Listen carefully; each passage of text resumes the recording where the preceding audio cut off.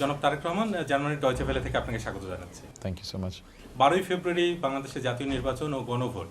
তো এই নির্বাচন কতটা সুষ্ঠু হবে বলে আপনি আশাবাদী? আমরা আশা করছি যে নির্বাচনটা সুষ্ঠু হবে। মানুষ প্রত্যাশা করছে যে নির্বাচনটা সুষ্ঠু হবে। আমরা আশাবাদী।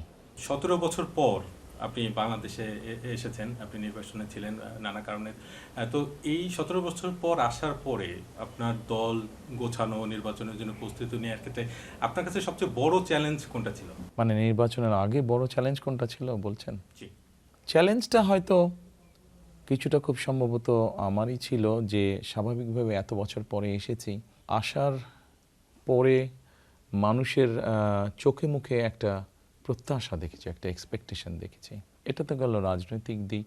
আসার 5 দিন পরেই আম্মা মারা গেলেন।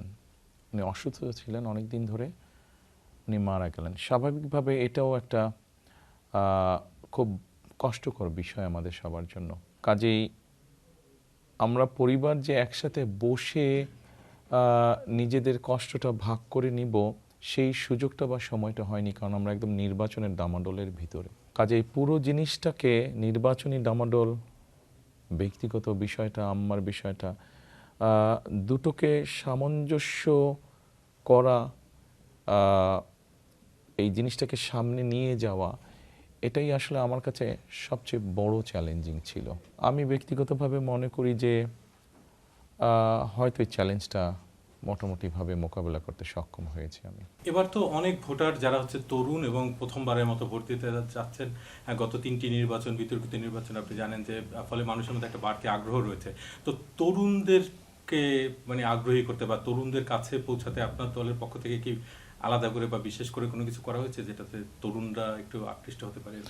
দেখুন, আপনি যদি আমাদের ম্যানিফেস্টোটা দেখে থাকেন, যেটা আমরা কয়েকদিন আগে জাতির সামনে উপস্থাপন করেছি, এখানে কিন্তু আমরা সমাজের তরুণ যাদের কথা বলছেন তাদের জন্য যেরকম আমরা রেখেছি যে আমরা দেশের মানুষের সমর্থনে ইনশাল্লাহ আমরা সরকার গঠনে সক্ষম হলে পরে তরুণদের জন্য আমরা কি কি উদ্যোগ গ্রহণ করব।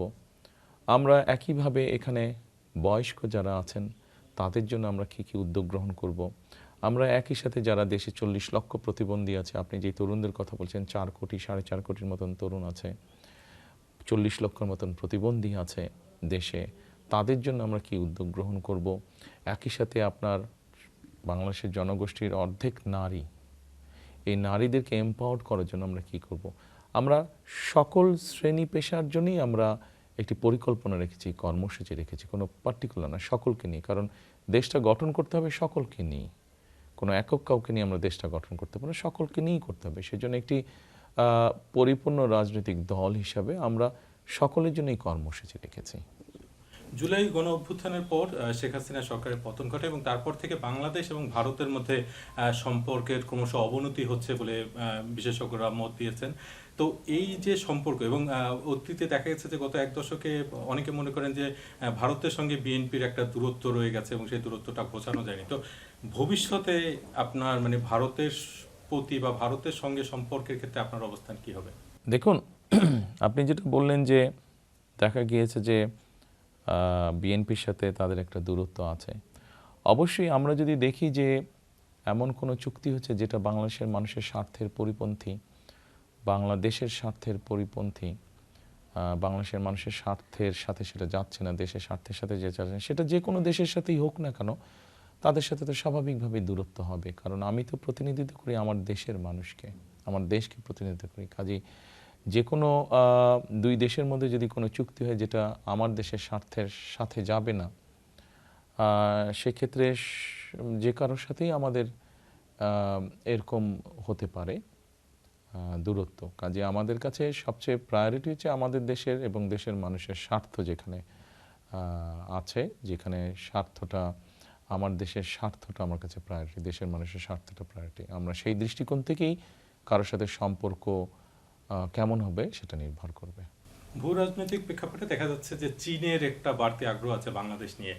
তো আপনার কি এরকম কোনো পদক্ষেপ আছে? চীনের জন্য কি আলাদা কোনো নীতি বা চীনের ক্ষেত্রে একরকম সম্পর্ক, ভারতের ক্ষেত্রে একরকম সম্পর্ক, এরকম কি কোনো ব্যাপার ঘটার কোনো সুযোগ আছে কিনা? আমি মাত্র মনে হয় বললাম যে অ্যাকচুয়ালি আমার কাছে প্রায়োরিটি হচ্ছে, আমাদের দলের কাছে প্রায়োরিটি হচ্ছে, দেখুন বর্তমান বিশ্বে যদি আমরা চিন্তা করি, আমাদের সাথে বিভিন্ন দেশের সম্পর্ক থাকে, আমরা একা বসবাস করতে পারবো না। নর্মালি বলা হয় গ্লোবাল ভিলেজ এখন পৃথিবীকে। কাজেই আমাদের দেশের মানুষ বিভিন্ন দেশের সাথে ব্যবসা বাণিজ্য করবে, আমাদের দেশের মানুষ বিভিন্ন দেশে যাবে চাকরি বাকরি বিভিন্ন কারণে। কাজেই সেই জন্যই আমি বলেছি যে আমার দেশের স্বার্থ যেখানে বজায় থাকবে, দেশের মানুষের স্বার্থ যেখানে বজায় থাকবে, আমাদের সাথে তাদের সম্পর্ক ভালো হবে। যাদের সাথে আমাদের স্বার্থ বজায় থাকবে না, স্বার্থ ঠিক থাকবে না, দেশের মানুষের স্বার্থে প্রায়োরিটি পাবে না, স্বাভাবিকভাবে তাদের সাথে তার সম্পর্ক গভীর হওয়ার কোনো কারণ নেই। একটি আন্তর্জাতিক সংবাদ মাধ্যমকে আপনি কয়েকদিন আগে বলেছেন যে বিএনপি কোনো রকম ঐক্য সরকার বা জাতীয় সরকার গঠনের পরিকল্পনা নেই জামায়াতের সঙ্গে, কিন্তু জামায়াত বলছে যে তারা যদি সুযোগ পায় তারা বিএনপির সঙ্গে এখনো তারা ঐক্যের সরকার করতে রাজি এবং তারা আমন্ত্রণ জানাবে আর কি। সেক্ষেত্রে কি আপনি সেই আমন্ত্রণ গ্রহণ করবেন, এরকম কোনো ব্যাপার হবে? দেখুন, আলহামদুলিল্লাহ আমরা ভেরি কনফিডেন্ট যে ইনশাল্লাহ বাংলাদেশের মানুষের রায় আমরা পাবো, আমরা সরকার গঠনে সক্ষম। এককভাবে আমরা ইনশাল্লাহ সরকার গঠন করতে সক্ষম হব। সেক্ষেত্রে তো কাউকে অপোজিশনে থাকতে হবে, কারণ একটা ব্যালেন্স রাষ্ট্র যদি হতে হয়, ব্যালেন্স সরকার যদি হতে হয়, তাতে সেক্ষেত্রে অপোজিশনে থাকতে হবে কাউকে। সবাই সরকারে চলে আসলে কেমন করে দেশ চলবে? আরেকটি বিষয় একটু জানতে চাচ্ছি যে বাংলাদেশে প্রায় 13 কোটি ভোটার এবং তার অর্ধেকের মতোই নারী, কিন্তু আমরা দেখতে পাচ্ছি যে রাজনৈতিক দলগুলো যে প্রার্থী মনোনয়ন দিয়েছেন তার মধ্যে নারীর সংখ্যা খুবই কম। আপনি বিষয়টা কিভাবে দেখছেন যে নারীর এই যে অংশগ্রহণের যেটা একটা খুবই কম, এর ফলে তাদের ক্ষমতায়নের পথে কোনো বাধা তৈরি হচ্ছে কিনা? দেখুন, বিষয়টাকে আমি অন্যভাবে দেখি। আপনি যদি সত্যিই বিষয়টাকে মিন করেন যে নারীকে ক্ষমতায়ন করতে হবে, তাহলে দেখুন একটু পিছন থেকে শুরু করতে হবে। সেটা হচ্ছে যে দেখুন, বেগম খালেদা জিয়া যখন এর আগে দেশ পরিচালনার দায়িত্বে ছিলেন, তখন উনি একটি পরিকল্পনা বাস্তবায়ন করেছিলেন, এবং সেটা হচ্ছে মেয়েদের শিক্ষা ব্যবস্থা ক্লাস 1 থেকে 12 পর্যন্ত উনি ফ্রি করে দিয়েছিলেন। এটি হচ্ছে নারী সমাজকে এম্পাওয়ার করার প্রথম একটি পদক্ষেপ। অর্থাৎ আপনি একজনের শিক্ষার সুযোগ আপনি তৈরি করলেন। আমরা যেটা সিদ্ধান্ত গ্রহণ করেছি, ইনশাল্লাহ সামনে আমরা 12 তারিখে আমরা সরকার গঠন করে সক্ষম হলে নারীদের এই শিক্ষার সুযোগটা আরও হায়ার ক্লাস পর্যন্ত আমরা নিয়ে যাব। এটা হলো 1 নম্বর। দ্বিতীয়ত হচ্ছে, আপনি নিশ্চয়ই শুনেছেন বা জানেন আপনি যে আমরা দেশের প্রত্যেক হাউস ওয়াইফের জন্য আমরা, বিশেষ করে এটা প্রথমে আমরা শুরু করবো প্রান্তিক জনগোষ্ঠী থেকে, যারা মোর ডিজার্ভ করে ব্যাপারটা, আমরা একটি ফ্যামিলি কার্ড দিতে চাই। এই ফ্যামিলি কার্ডটার মাধ্যমে আমরা তাকে একটি রাষ্ট্র বা সরকার থেকে একটা সহযোগিতা দিব তাকে। আমরা এই ফ্যামিলি কার্ডটা যখন পাবে, সে মানসিকভাবে সে এম্পাওয়ার্ড ফিল হবে, এবং সহযোগিতা যখন কন্টিনিউ করবে, আস্তে আস্তে কিন্তু অর্থনৈতিকভাবে সে স্বাবলম্বী হবে। একদিকে আমরা চেষ্টা করছি নারীদেরকে শিক্ষার আলোয় আলোকিত করতে, একই সাথে আমরা তাদেরকে অর্থনৈতিকভাবে স্বাবলম্বী করে তুলছি।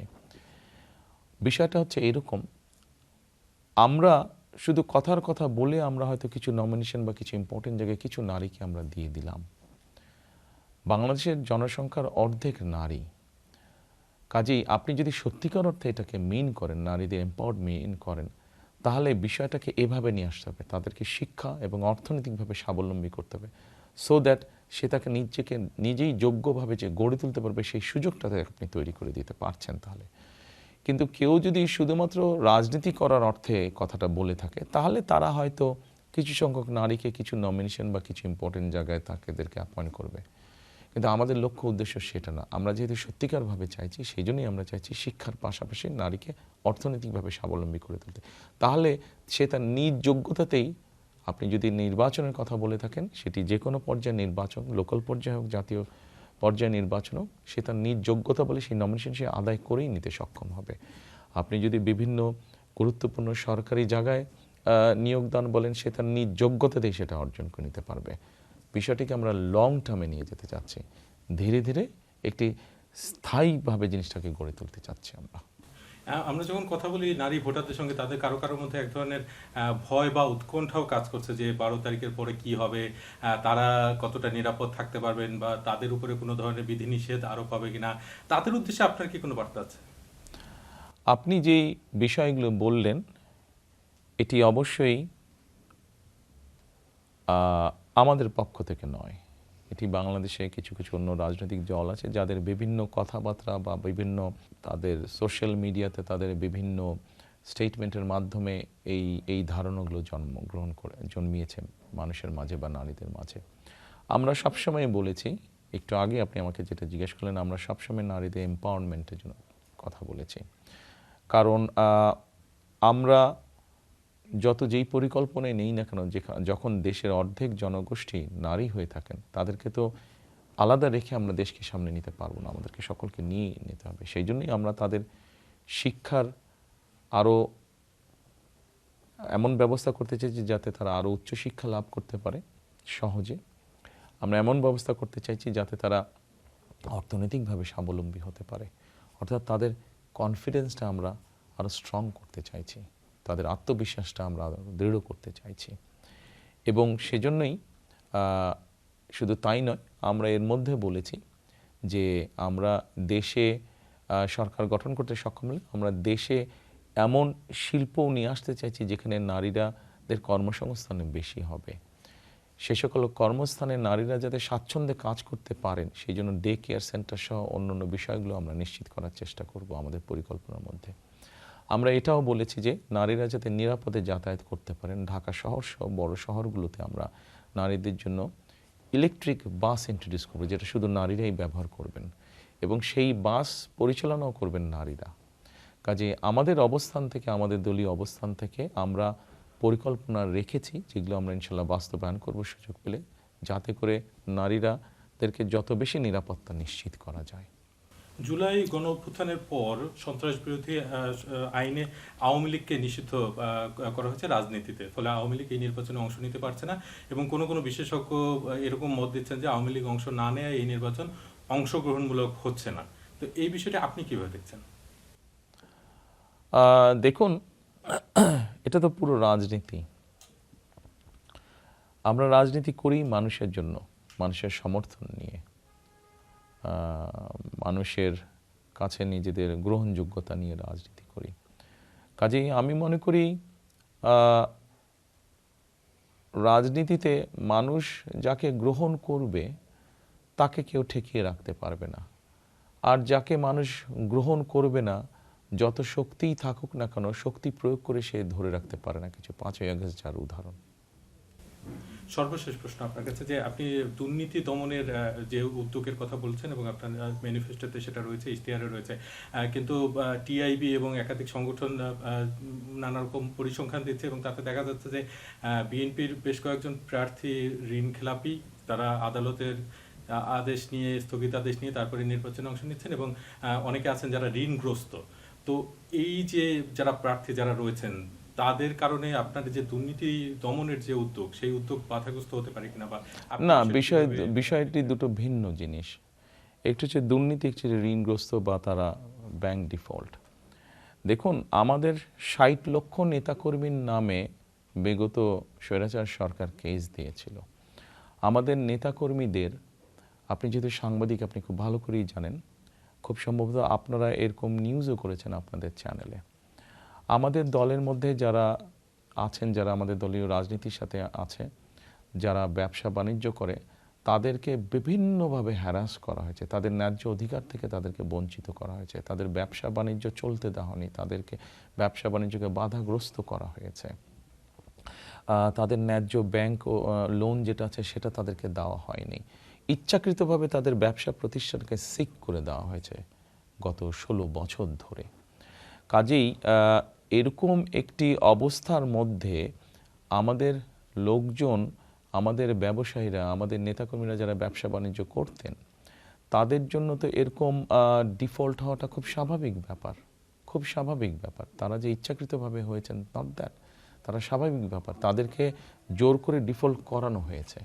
জুলাই গণঅভ্যুত্থানে বিএনপির অনেক নেতাকর্মী হতাহত হয়েছেন বলে আপনার দল থেকে হ্যাঁ, আমাদের জানানো প্রায় হয়েছে। 450-র মতন নেতাকর্মী, আমরা শুধু জুলাই আগস্টেই হারিয়েছি তাদেরকে। এবং গত 15-16 বছরে গুম খুনেরও শিকার হয়েছে, গুম 700-র মতন নেতাকর্মী আমাদের গুম হয়েছে। তো এই যে যারা যে ভুক্তভোগী, তাদের পরিবারকে বা তাদের বিচার নিশ্চিত করার জন্য আপনার কোনো পরিকল্পনা আছে কিনা?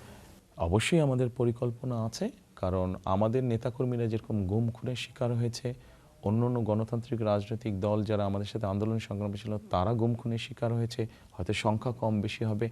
এমনকি অনেক মানুষ আছেন যারা রাজনীতির সাথে জড়িত না, কিন্তু তারা অত্যাচার নির্যাতনের শিকার হয়েছে, গুম খুনের শিকার হয়েছে।